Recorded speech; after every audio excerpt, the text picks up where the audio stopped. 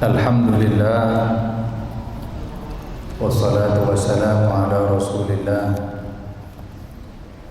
Sayyidina wa habibina wa syafi'ina wa qurrati a'yunina Muhammad bin Abdillah wa ala alihi wa ashabihi wa man walah. Wala hawla wala quwwata illa billahil aliyyil azim, amma ba'du. Subhanaka la ilma lana illa ma 'allamtana innaka antal alimul hakim. Rabbi shrah li sadri wa yassir li amri wahlul 'uqdatam min lisani yafqahu qawli. Amin ya rabbal alamin.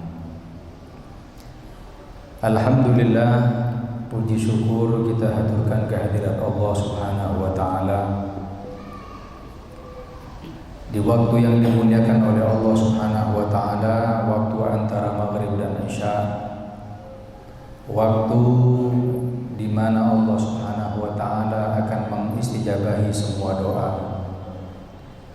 yang mana Allah Subhanahu wa taala telah menggerakkan kita semuanya untuk hadir ke majlis yang mulia, majlis di mana Rasulullah sallallahu alaihi wasallam beliau mengatakan, man yuridillahu bihi khairan yufaqihu fid din. Barang siapa yang dikehendaki kebaikan oleh Allah Subhanahu wa taala, maka Allah pahamkan orang tersebut kepada agama. Maka hadirnya kita di malam yang mulia ini tidak lain adalah kebaikan yang Allah berikan kepada kita.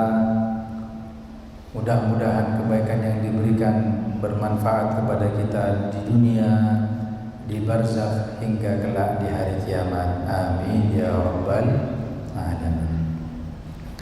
Hadirin yang dimuliakan oleh Allah Subhanahu wa taala, di dalam kitab Al-Isti'dad li Yaumil Ma'ad disebutkan sebuah riwayat hadis Rasulullah sallallahu alaihi wasallam, wa qala alaihi salam, arba'atun jawahira fi jismi bani Adam yuziluha arba'atu asya. Ada 4 permata yang ada di dalam tubuh manusia, yuziluha arba'atu asya, yang bisa hilang dengan 4 hal. Manusia itu punya 4 permata yang Allah anugerahkan. Dengannya manusia berbeda dengan makhluk yang lainnya. Makanya manusia itu dengan 4 hal ini maka menjadi makhluk yang paling mulia. Manusia ketika sudah menjadi baik bisa lebih tinggi dari malaikat, namun kalau sudah menjadi jelek bisa lebih buruk daripada hewan. Tidak lain, Allah muliakan dengan 4 hal ini yang setiap manusia itu diberi masing-masing oleh Allah Subhanahu wa taala. Amal jawahir, adapun 4 itu apa saja? Yang pertama, fal aqlu, akal. Hadirin, manusia itu diberi akal oleh Allah. Dalam Al-Quran Allah mengatakan, walaqad karramna bani Adam, dan telah kami muliakan yang namanya Bani Adam, yaitu manusia. Tidak lain Allah memuliakannya dengan akal. Makanya dalam syariat kita menjaga akal itu wajib. Sebaliknya kalau ada orang yang merusak akalnya, maka bisa dikatakan orang tersebut sudah melanggar syariat Islam. Contoh, orang merusak akalnya dengan cara minum keras menghilangkan akal, atau mungkin dengan obat-obatan menghilangkan akal, atau apapun yang muskirat yang menjadikan dirinya mabuk sehingga hilang akalnya, maka hal inilah bisa dikategorikan orang-orang yang melanggar syariat Islam. Na'udzubillah tsumma na'udzubillah. Makanya akal itu secara definisi adalah anugerah yang Allah berikan kepada manusia, dengannya bisa membedakan mana yang hak, mana yang batil. Hewan diberi oleh Allah tadi itu nafsu, tapi nggak diberi akal. Kalau manusia diberi nafsu oleh Allah dan diberi akal, tapi ketika nafsunya lebih tinggi, nafsunya lebih mendominasi, maka manusia tersebut akan bermaksiat. Tapi kalau akalnya yang lebih mendominasi, lebih digunakan ketimbang nafsunya, maka seorang manusia akan selamat dari perbuatan maksiat. Makanya akal itu penting, ya. Akal itu sesuatu yang Allah berikan kepada umat manusia paling berharga. Manusia itu mulia, hadirin. Ketika sudah Allah angkat derajat manusia kepada derajat yang lebih tinggi di antara para makhluknya, maka jangan sampai kita menjadikan kita sebagai manusia tadi itu lebih rendah sebagaimana hewan. Sebagaimana datang riwayat ketika Isra wal Mi'raj, Rasul sallallahu alaihi wasallam ketika naik menuju Sidratul Muntaha, Nabi niku naik hingga mendapat panggilan di dalam Al-Qur'an, tsumma dana fatadalla fakana qaba qausaini aw adna. Kemudian Nabi itu mendekat lagi, terus mendekat ke hadirat Allah. Ketika setelah Sidratul Muntaha, maka Jibril alaihissalam yang sudah menemani kanjeng Nabi mulai Mekah, mulai Masjidil Haram ke Masjidil Aqsa, dari Masjidil Aqsa ke langit 1, 2, 3, 4, 5, 6, 7 sampai ke Sidratul Muntaha. Di posisi seperti ini Jibril sudah nggak bisa ikut Rasulullah Shallallahu Alaihi Wasallam untuk naik ke atas. Maka Rasul Shallallahu Alaihi Wasallam beliau meminta kepada Jibril, ya Jibril, sir ma'i walau khutwah. Jibril, kau kan batasmu sampai di sini. Coba kau melangkah satu langkah saja. Maknanya satu tingkatan lagi kau temani aku sebagaimana sebelum-sebelumnya. Yang mana Jibril sudah menemani dari pertama kali kejadian Isra wal Mi'raj sampai ke Sidratul Muntaha. Sir ma'i walau khutwah. Wahai Jibril, ayo melangkah atau naik satu tingkatan lagi. Kata Jibril, ya Rasulullah, wahai kanjeng Nabi, lau khotautu khutwatan lahtaraktu binurillah. Kanjeng Nabi nyun sewu, kalau saya ini melangkah satu langkah lagi, saya naik satu tingkatan lagi, maka aku akan terbakar dengan cahayanya Allah. Jibril hadirin terbakar dengan cahayanya Gusti Allah. Saya tanya sekarang, Jibril itu kan malaikat. Malaikat itu terbuat dari apa? Cahaya. Kanjeng Nabi manusia. Manusia itu terbuat dari apa? Dari tanah. Secara akal seharusnya yang terbakar itu kanjeng Nabi, bukan Jibril. Tapi kenapa kok yang terbakar Jibril, tidak Rasul Shallallahu Alaihi Wasallam? Ulama mengatakan yang terbakar Jibril karena Jibril adalah cahaya biasa, tapi Nabi Muhammad tidak terbakar karena Nabi adalah nurun fauqa nuri. Kanjeng Nabi niku zahirin tok tanah, tapi hakikatnya Rasulullah adalah cahaya di atas segala cahaya. Tapi meskipun kanjeng Nabi secara zahir adalah tanah, dengannya kita bisa memetik hikmah. Kata ulama, dengan Rasul Shallallahu Alaihi Wasallam naik ke tempat yang tidak bisa dilalui oleh Jibril, menunjukkan berarti manusia kalau sudah baik maka lebih baik daripada malaikat. Manusia itu kalau sudah kadung sae, kalau sudah kadung baik, sudah soleh, itu malaikat kalah, kalah tingkatannya.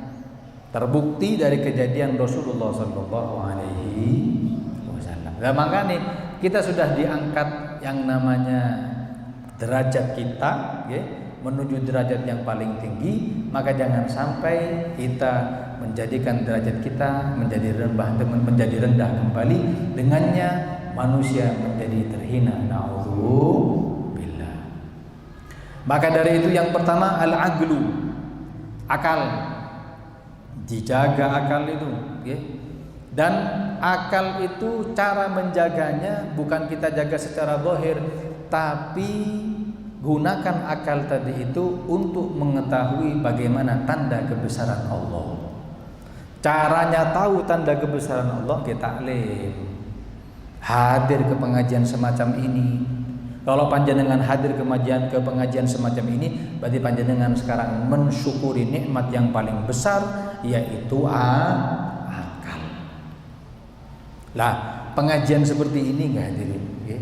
Dengan pengajian sholawatan, pengajian tahlilan, nyun sewu, itu memang jumlahnya masih banyak pengajian yang bukan taklim.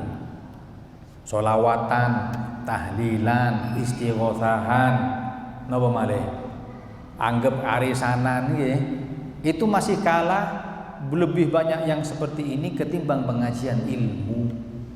Kenapa? Karena setan berupaya bagaimana seorang manusia jangan sampai dapat ilmu agama. Kalau manusia sampai dapat ilmu agama, maka jalannya akan lurus dan setan menjadi gagal untuk menggoda umat manusia. Makanya abot panjenengan hadir teng majelis taklim niku. Nggih, apalagi udanan rasa-rasa hadirin. Nggih. Apalagi agak jauh seperti ini, kita berupaya dan yang bisiki tadi itu setan. Makanya ketika orang hadir ke majelis ilmu, anteng sampai nyatet, wah, top, setan itu kalah. Wonten riwayat, ada satu riwayat, pemimpin setan yang namanya iblis itu pernah mengadakan sayembara. Kata iblis, ayo saya adakan sayembara. Di antara para setan-setan ini yang paling banyak menggoda umat manusia, akan aku kasih hadiah berupa mahkota.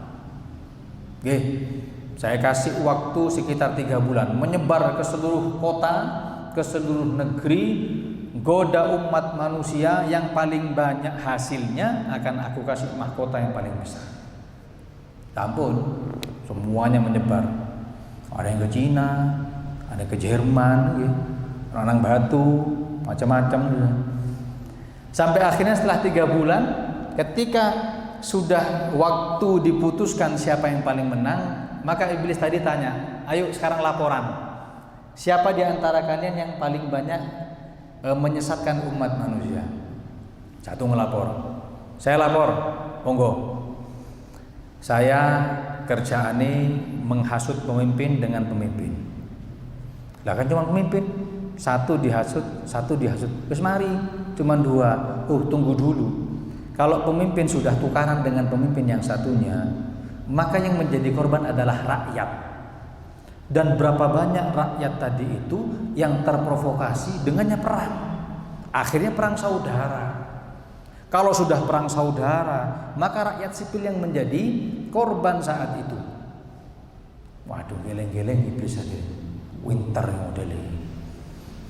Bagus ini banyak. Bayangkan rakyat satu dengan rakyat satunya.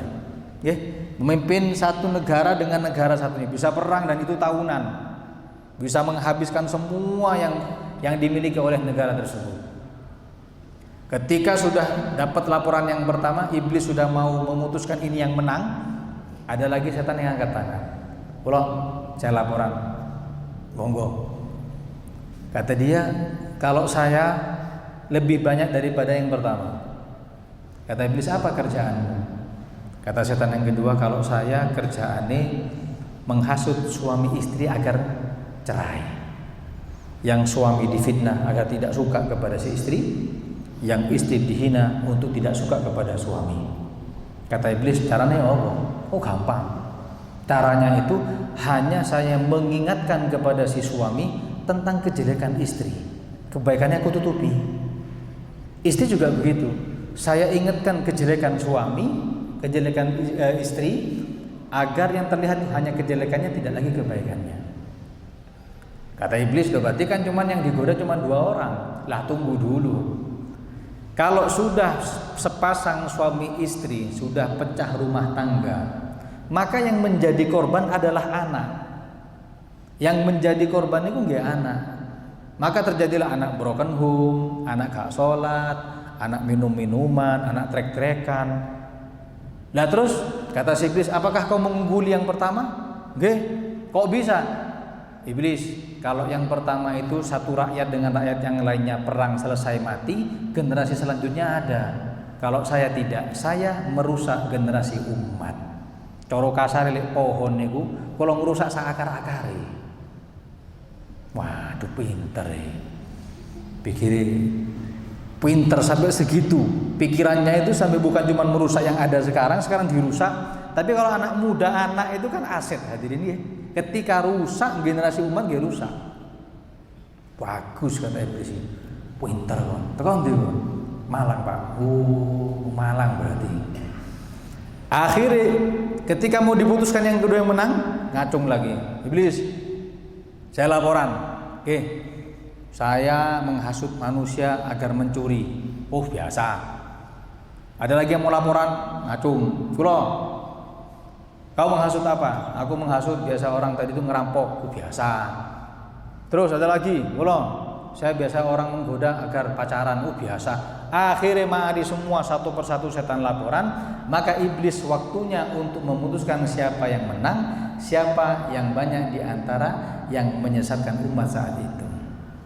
Wes dipukul palunya, sudah. Yang menang adalah sudah nggak dipukul lah diri. Ada setan kecil di pojok, kuru, ndek, keriting, hitam. Kalau iblis, saya mau laporan. Kata iblis, kau nak wesan ditutup. Loh, sebentar, dengarkan laporan saya barangkali manfaat. Karena saya yakin saya menang. Gak iso, wes mau tak putus. Saya sebentar, dengarkan sebentar aja. Ya wes, tak dengar. Didengarkan hadirin. Kata iblis, kerjaanmu apa?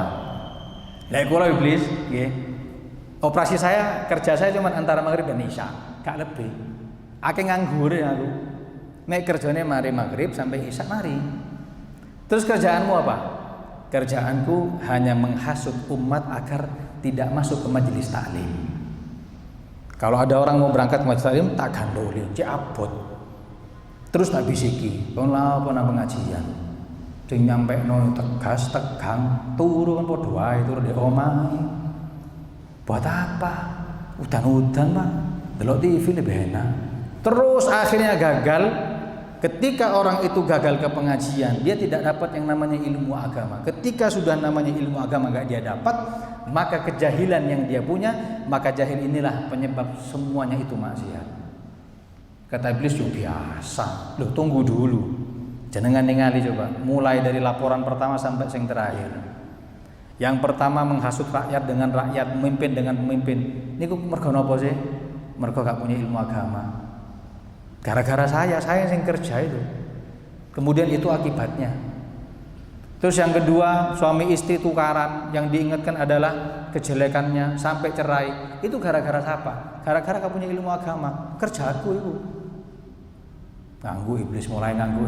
Orang nyolong, ngerampok, pacaran, memperkosa, itu semua gara-gara apa? Gara-gara gak punya ilmu agama, tak gandoli. Itu semua di saya. Dan saya yang upaya ketika tidak punya asupan ilmu, tidak punya asupan ilmu, ya sudah orang tadi itu sesat. Kata iblis, sampean biasa nih maghrib sampai isya tok. Nggih boten, kadang nggih Jumatan aku. Tak tiup ngantuk ilang. Lah kan orang ini sekarang saya tanya, nyun sewu nggih panjenengan ahli pengajian. Orang yang biasa, sing kerja biasane, sales, siapapun itu, mereka dapat asupan ilmu agama niku kapan sih? Paling Jumatan niku, itu pun seminggu sekali. Kalau gak Jumatan gak dapat asupan ilmu agama. Lek gak turu padha wae. Gak dapat malahan. Lah yang meniupkan semuanya sing kudu niku sinten? Setan. Kadang nggih nawa itu. Delok iki meneh khotibe Sawai turu wis. Memang segitu, memang seperti itu. Akhirnya nggak dapat asupan ilmu agama, orang itu sesat. Kata iblis, waduh pinter. Model iki sing menang. Tekan ndi kon iki? Batu kula, Pak. Oh, batu sampean iki.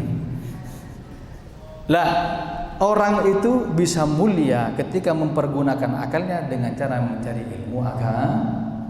Makanya kata Imam Haddad ada 4 hal yang menjadi penyebab orang itu maksiat. Apa? Yang pertama al-jahlu, bodoh. Yang kedua dhaful iman, imani lemah. Yang ketiga adalah tulul amal, panjang angan-angan. Baru yang keempat urusan zahir napa? Aklul haram wasyubhat, makan makanan yang haram dan syubhat, penyebab orang itu maksiat kepada Gusti Allah. Maka dari itu hati-hati dengan tidak mempergunakan anugerah yang Allah berikan tadi itu, yaitu berupa akal. Hadirin yang dimuliakan oleh Allah Subhanahu wa taala, yang kedua, al-jawahir yang kedua yang diberi oleh Allah Subhanahu wa taala adalah ad-din, agama Islam, okay? Yang ketiga adalah al-haya'u, rasa malu. Yang keempat adalah al-amalu sholeh, amal perbuatan yang baik. 4 inilah yang Allah berikan mahkota kepada umat manusia. Tapi 4 anugerah ini, 4 mahkota ini bisa hilang dengan 4 hal. Apa itu? Fal ghadabu yuzilul akla. Marah itu bisa menghilangkan akal, hadirin.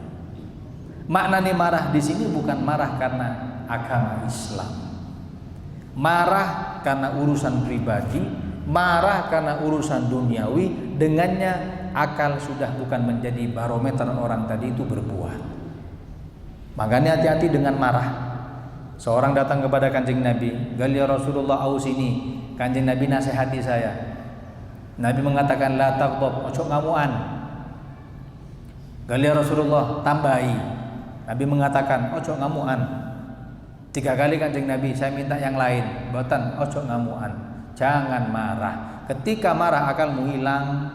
Kalau sudah hilang, maka ucapan yang keluar bisa jadi ucapan yang menggelincirkan dirinya kepada kebinasaan atau kepada kerusakan. Contoh, suami istri.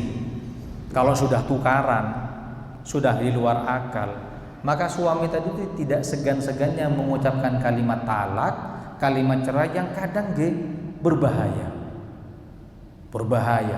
Sampai dari saking marahnya mengatakan, "Kamu tak cerai 1000 kali." Loh, cerai itu 3 kali kok. Ini bilang 1000 kali. Terus bagaimana? Dia jatuh. Gara-gara apa? Emosi, hadirin. Gara-gara ngamuk. Makanya orang boleh ngamuk, karena itu sifat tabiat manusia ketika haknya tidak diberikan. Kapan sih orang itu bisa timbul marah? Ketika haknya seharusnya diberikan gak diberikan, maka marah yang terjadi. Lah pertanyaannya, marah yang benar itu seperti apa sih? Ulama mengatakan orang itu boleh marah ketika agamanya yang diusik, monggo panjenengan marah. Kalau untuk urusan pribadi panjenengan marah, salah. Atau untuk urusan duniawi panjenengan marah, salah. Contoh panjenengan yang sugih, orang kaya sama. Terus saya hina, oh kaya medit. Misalkan sampean marah. Ngomong apa sampean? Oh kurang ajar. Lah marah seperti ini nggak boleh. Kenapa? Urusan pribadi dan urusan duniawi. Tapi misalnya agama yang dihina, ada orang kafir atau orang liberal atau apapun mengatakan katanya Islam itu teroris ya. Dan sampai marah itu tepat. Itu tepat. Nah kita sekarang kebalikannya. Ketika urusan pribadi kita dihina, kita marah. Urusan agama yang menengahi. Urusan ulama itu. Kalau sampai lu melu guys. Jangan.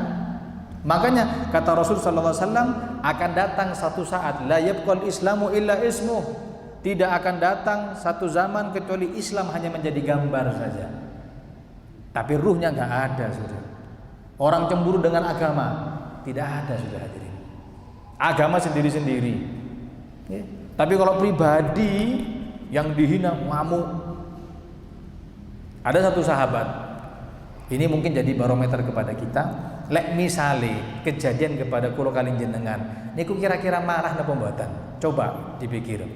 Dalam kitab Al-Jawahirul Lu'lu'iyah disebutkan, wonten sahabat namine Sayyidina Muawiyah.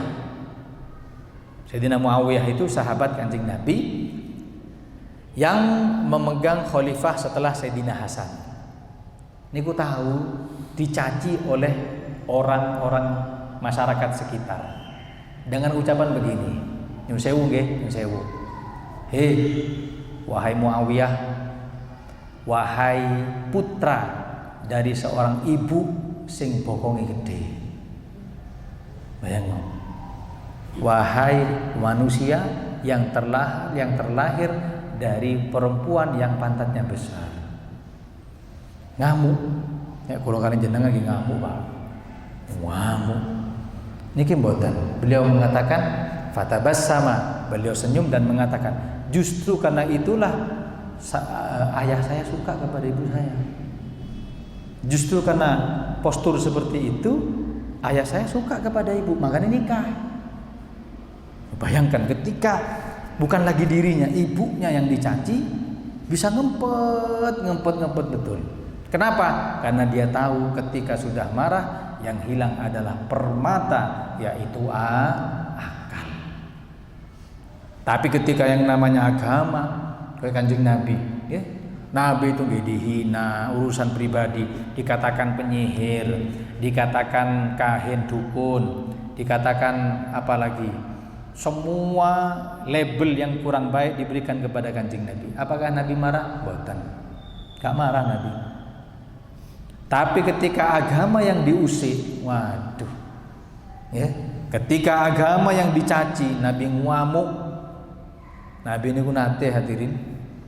Ada seorang yang mau masuk Islam, sebelumnya orang ini mencaci agama Islam. Wis pokoknya nyaci maki. Kemudian Islam tadi itu menjadi jelek. Pokoknya ngata-ngatai Kanjeng Nabi, ngata-ngatai Islam. Akhirnya orang tadi ini mau masuk Islam di hadapan Kanjeng Nabi, dibawa oleh menantu beliau Sayyidina Utsman. Langsung dibawa kepada Kanjeng Nabi. Kanjeng Nabi, izinkan temanku ini untuk masuk Islam. Fasakata Rasulullah SAW. Nabi ini diam, hadirin, diam. Minta lagi Sayyidina Kanjeng Nabi, nyun sewu, teman saya ini mau masuk Islam. Nabi diam. Terus 3 kali, Kanjeng Nabi, ini loh teman saya mau masuk Islam. Baru Nabi menerima, lalu orang ini syahadat. Setelah syahadat pergi. Lah sahabat di belakangnya, Nabi mengatakan, hei sahabat, kamu kan tahu orang ini dulu pernah mencaci agama. Dia ini adalah orang yang paling tidak suka kepada Islam. Tadi saya tuh diem, berharap di antara kalian ada yang menebas lehernya dari belakang. Ngamuk Kanjeng Nabi. Makanya gak langsung diterima. Ketika minta syahadat, tak tolak, diem tok aku. Untuk apa? Agar sampean paham ini orang penghina agama. Seharusnya sampean penggal dari belakang langsung. Sahabat mengatakan Kanjeng Nabi, coba panjenengan langsung isyarat menggunakan mata panjenengan. Ini tok, ya tak sebet ah. Kata sahabat. Kata Kanjeng Nabi, enggak boleh seorang nabi utusan Allah itu memiliki mata yang khianat. Enggak boleh. Harus sahabat sing paham. Lah, pelajaran bisa kita ambil apa? Ketika agama yang dihina, Nabi ngamuk hadirin. Lah, sifat ngamuk, apresiasi ngamuk itu kan tidak harus ngamuk terus kasar, kan tidak. Marah itu bisa dengan kata-kata, marah itu bisa turun ke jalan, apapun sudah. Yang penting ada perasaan marah, itulah yang akan dinilai oleh Gusti Allah. Beda dengan orang gak marah. Agama dihina ya diem, agama dihinakan dicaci ya diem. Ini menunjukkan berarti dia sekarang tidak punya ghirah, cemburu kepada agama Islam. Hadirin yang dimuliakan oleh Allah Subhanahu wa taala. Yang kedua, 4 daripada jawahir mahkota yang dimiliki umat manusia. Yang kedua adalah agama. Bisa hilang dengan 4. Apa yang kedua adalah al-hasadu yuziluddin. Allah memberikan kepada manusia tadi itu agama Islam. Dengan Islam insya Allah kalau kalian panjenengan melebat surga. Amin. Islam, iman inilah tiket kita masuk ke dalam surga. Orang itu syahadat itu sudah dapat tiket masuk ke dalam surga. Lah itu bisa rusak, agama itu bisa rusak dengan apa? Wal hasadu yuziluddin. Hasud, iri itu bisa menghilangkan agama. Iri ini kalau bahaya. Penyakit kita ini yang ada di hati ini, sombong, bakhil, medit, kemudian senang dipuji, sum'ah, riya, itu masih mending, masih lumayan. Tapi ojo hasud. Lek hasud bahaya. Kenapa? Al hasud la yasud. Orang yang hasud itu tidak akan pernah sukses. Nah, hasud ini penyakit, hadirin. Makanya teng Al-Qur'an disebutakan qul a'udzu birabbil falaq min syarri ma khalaq min syarri ghasikin idza waqab wa min syarrin naffatsati fil 'uqad. Dan aku berlindung dari tiupan-tiupan sihir para perempuan, wa min syarri hasidin idza hasad, dan aku berlindung dari hasudnya orang yang hasud. Ulama mengatakan diambil pelajaran daripada ayat ini, orang yang hasud kalau sudah mentok cari jalan untuk menjatuhkan, maka yang dipilih adalah sihir. Yang dipilih adalah apa? Sihir. Orang itu nyihir kita gak gara-gara kita sombong, gak mungkin gara-gara kita medit. Kon medit sampai aku tak sihir, jarang. Atau gara-gara kita riak, senang dilihat amaliyah kita, atau mungkin kita ini senang dipuji senang, terus kita disihir, enggak. Tapi kalau hasud, maka larinya kepada sihir. Lah, hasud itu, sihir itu jangan tahu sesumbar. Jangan tahu sesumbar. Ustaz, aku gak bakal kena sihir. Keturunan Banten kalau Ustaz, kurang Banten nih. Kanjeng Nabi ini kalau afdolnya makhluk, dia kena sihir, hadirin. Nabi itu dalam riwayat ada imra'atul labid, anak-anak perempuannya Labid yang itu benci kepada Nabi, hasud kepada Nabi.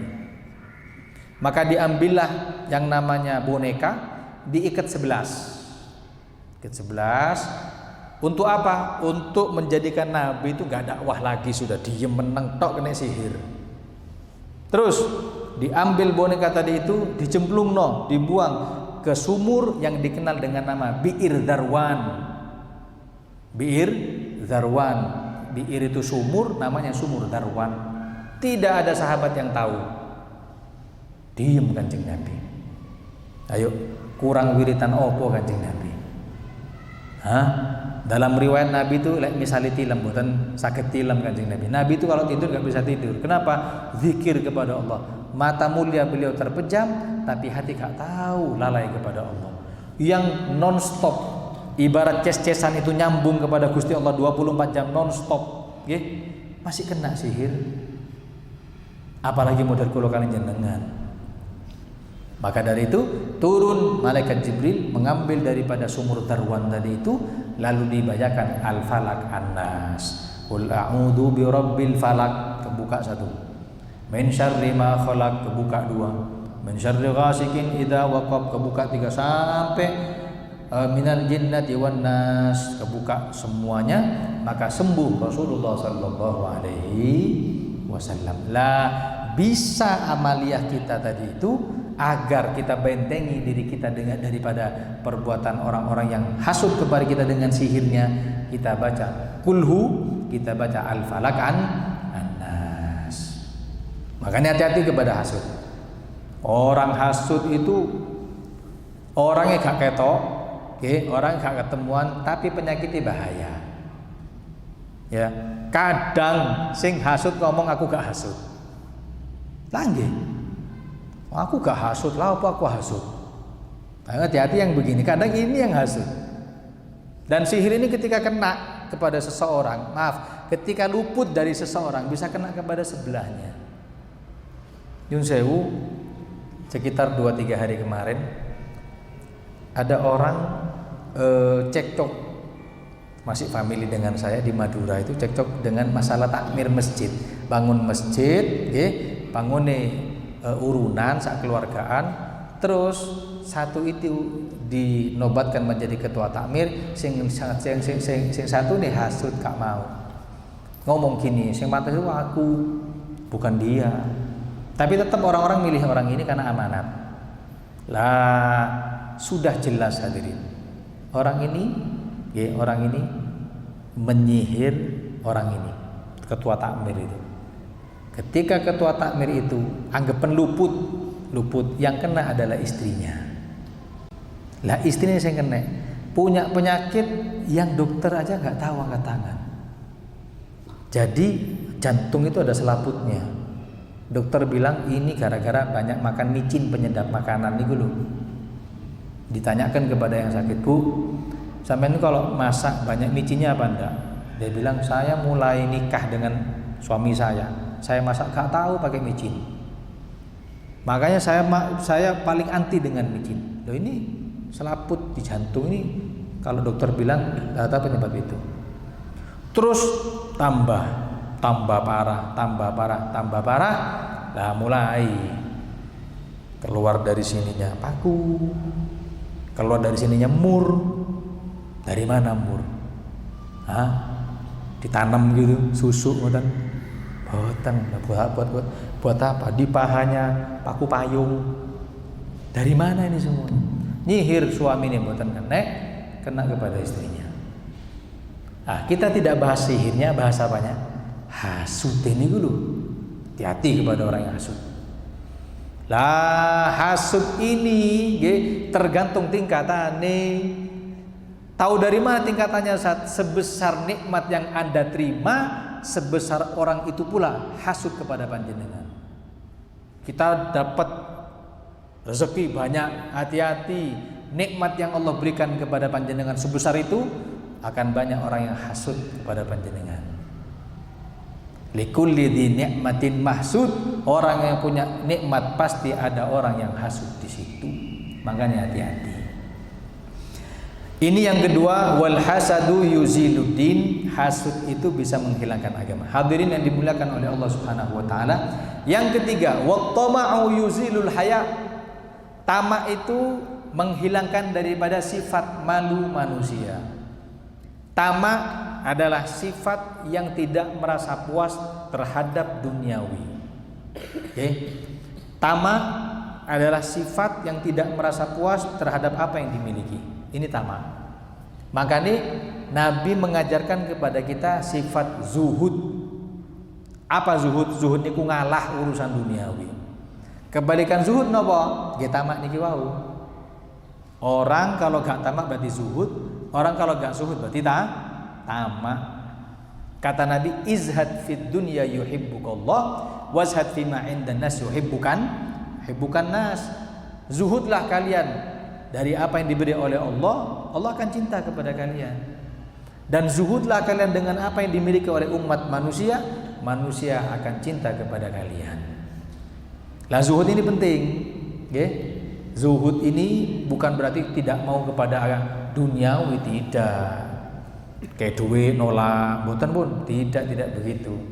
Maknanya zuhud tadi itu tidak menjadikan duniawi di hatinya. Dia mengambil yang namanya duniawi hanyalah untuk keperluan kehidupannya saja, tidak sampai cinta ada dalam hatinya. Ya sampai cinta ke dalam hatinya, maka inilah yang namanya at-tama'u tamak. Kalau sudah tamak yuzilul haya, maka yang namanya sifat malu menjadi hilang. Na'udzubillah. Makanya hati-hati, sifat manusia begitu. Dua hal yang tidak akan pernah hilang hausnya. Yang pertama ilmu, panjenengan taklim tahunan masih merasa bodoh. Santri itu sampai taklim 20 tahun masih ngerasa kurang. Ini tidak akan pernah hilang hausnya. Yang kedua duniawi, semakin kaya masih merasa tidak punya apa-apa. Sifat tamak ini hadirin bahaya. Kalau sudah sifat tamak, biasanya timbul yang namanya tulul amal. Napa tulul amal? Panjang angan-angan, merasa kehidupan orang lain lebih baik daripada kehidupan dirinya. Yang dilihat itu dunianya orang. Oh, luwih sugih ketimbang aku. Iya, saya tak usaha lagi. Nah, ini sifat tamak. Nah, ini bahaya. Orang punya HP 1 minta 2. Orang punya HP 2 dikasih sama Allah 2, minta 3. Orang kasih 3 minta 4. Punya 4 pengen buka counter. Biasa. Mobil 1 cukup. Kemudian ambil lagi 2 buat istri saya Ustaz. Terus anak ibunya. Terus 3. Terus 4. Terus gak tahu mandek. Ini sifat tamak yang menjadi penyakit dalam diri kita. Na'udzubillah. Lah, ini juga bisa menjadi penyebab seseorang tadi itu memiliki sifat hasud. Kalau sudah menganggap kehidupan orang lain lebih baik, ini bahaya hadirin. Karena Allah itu adil. Allah itu apa? Adil. Ketika memberi kepada kita lebih di sini, Allah kurangi di sini. Ketika Allah memberikan di sini, Allah kurangi yang di sini. Allah memberikan harta kepada seseorang, terus harta. Allah kurangi kelezatan ibadah. Nek bengi gak tangi, gak tahu tahajudan. Ketika tahajud gak tahu nangis nang Gusti Allah. Ini kan dicabut sama Allah. Kadang nyun sewu, tidak untuk menyinggung. Allah lebihkan urusan harta, jadikan sugih. Saya pernah diundang acara, Masya Allah sugih hadir. Rumahnya itu dari gang sini tembus gang satunya. Gede. Kamari mungkin 16 kamari mungkin ini. Banyak sudah kolam renang. Semuanya mewah. Pas diundang masuk ramah tamah ke situ, saya tanya, jenengan yugane pinten? Anaknya berapa? Senyum. Yang saya Ustaz, bukan gak ada kula. Gak punya anak saya. Loh, sebesar ini rumahnya cuma berdua tok. Nggih. Subhanallah. Allah lebihkan urusan harta, Allah kurangi urusan anak tadi itu. Adil Gusti Allah. Gak ada orang kehidupan sempurna, anak wake, sugih, gak punya utang, uripe gak ada. Semua dicoba. Liyabluwakum ayyukum ahsanu amala, untuk menjadikan cobaan kepada panjenengan, di manakah di antara panjenengan yang paling baik amalnya. Berarti panjenengan hidup cuma berdua. Nggih Ustaz, doakan Ustaz. Sudah berapa tahun? Nggih, cukup lama Ustaz. 25 tahun. 25 tahun. Gede loh Pak. Tembus kene, tembus kono. Dia melaku kosel model ini. Tapi gak punya anak. Kewaliane kula lan panjenengan iki. Radi seret lagi. Seret awal bulan, tagihan. Tapi lek urusan anak Pak, waduh. Ternak nggih, tiap tahun nambah. Saya sekarang tanya, enakan mana satu apa yang kedua? Enak yang kedua, enakan kita. Nggih, urusan ekonomi gak apa-apa seret, tapi anak Masya Allah kesebelasan. Kan enak hadirin. Nah, tapi kita memandang orang lain dengan pandangan, wah, lu enak yo. Punya motor. Waduh, punya ini, punya villa, punya ini. Seakan-akan dia lebih nikmat. Allah adil. Siapa yang paling nikmat kehidupannya? Kata ulama, al-qani bima qasama bihi rabbuh, orang yang qanaah terhadap apa yang diberi oleh Allah Subhanahu wa taala, itulah orang yang paling nikmat kehidupannya. Ketika mendapatkan seperti ini, enak, urip gak tahu utang, sama anak bojone nggih enak, sama anaknya, anak enak pondok pesantren, wah enak. Itu satu contoh. Yang kedua, tahu diundang nyun sewu, tidak untuk menyinggung, oleh orang yang punya segalanya.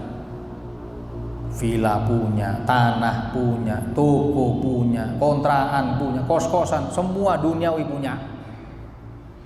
Nah, tapi ketika mari acara maulidan, kalau aja, monggo sarang-sarang ramah tamah. Kata tuan rumah, ngapunten Ustaz, saya tidak bisa ramah tamah kali jenengan. Lu kenapa? Apa punya penyakit? Boten kula sehat alhamdulillah. Lu kenapa? Ngapunten Ustaz, sejak 5 tahun yang lalu rasa lidah ini dicabut sama Allah. Jadi gak ngerasa nih aku manis, pahit, terus pedes. Kopi sama teh ini cuman beda warna, Ustaz. Manis gak tahu. Semua punya loh hadirin.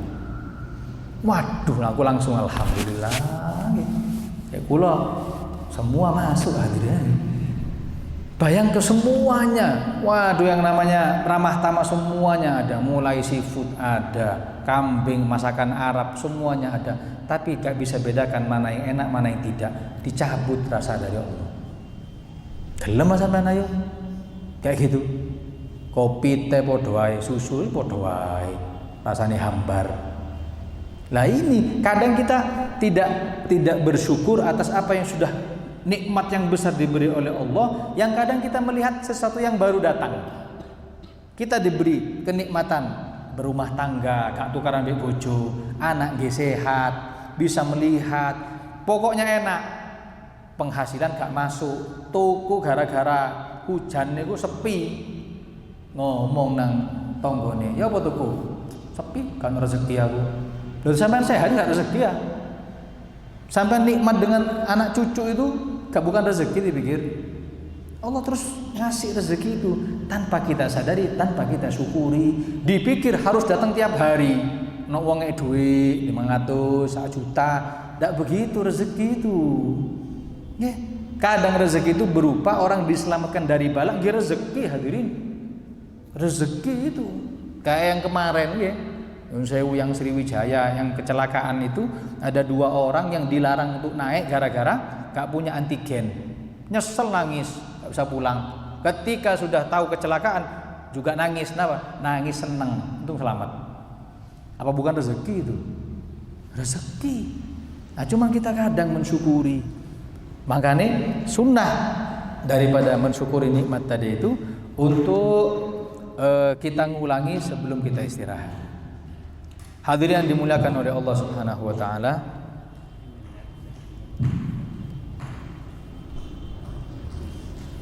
Sampun telas. Sorry.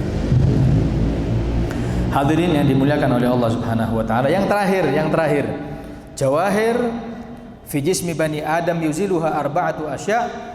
4 mahkota di dalam anggota badan manusia bisa hilang karena 4. Yang terakhir, wal ghibatu tuzilul amal saleh. Ghibah itu bisa menghilangkan amal soleh. Nopo ghibah? Ghibah ini rasan-rasan. Kalau dulu rasan-rasan itu urusan perempuan. Nek zaman now niki nggih, laki perempuan sama aja. Kadang tidak ngerasani lewat lisan, ngerasani lewat tulisan. Hati-hati nggih dengan tulisan-tulisan broadcastan jangan hadirin. Harus kita tahu sumbernya benar, sumbernya itu jujur, benar. Kalau mau sebar monggo, kalau tidak jangan. Nah, riba ini bahaya. Rasan-rasan ini bahaya. Ada yang menggolongkan riba itu termasuk daripada dosa kecil, ada yang mengatakan dosa besar karena ancamannya dalam Al-Qur'an, wala yaktab ba'dukum ba'dha. Janganlah kalian riba satu dengan yang lainnya. Maka riba bisa menghilangkan amaliyah kita yang soleh. Mudah-mudahan Allah Subhanahu wa taala jaga keempat jawahir ini. Allah jaga akal kita, agama kita, sifat malu kita, amal soleh kita, sehingga Allah jadikan kita manusia-manusia yang mulia dan ditempatkan di tempat yang paling mulia, surganya Allah Subhanahu wa taala. Amin ya rabbal alamin. Wa sallallahu ala sayyidina Muhammad wa ala alihi wa sahbihi wasallam. Walhamdulillahi rabbil alamin. Assalamualaikum warahmatullahi wabarakatuh.